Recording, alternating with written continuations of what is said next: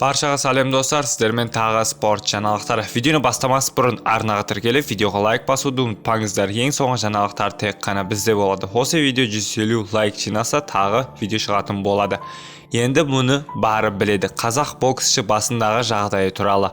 Орта салмақта WBO және IBF чемпионы Жанибек Алимханұлы міндетті қарсыласы британиялық Хамза Шираздың айқасынан бас тартқаннан кейін әлеуметтік желіде пост жариялады. Жанибек өзінің боксшылардан барынан қашатынын жазыпты. Әлемде боксшылардың бары кімнен қашады? Әрине, Жанибек Алимханұлынан. Енді мұны бары біледі деп жазыпты Алимханұлы X желісінде.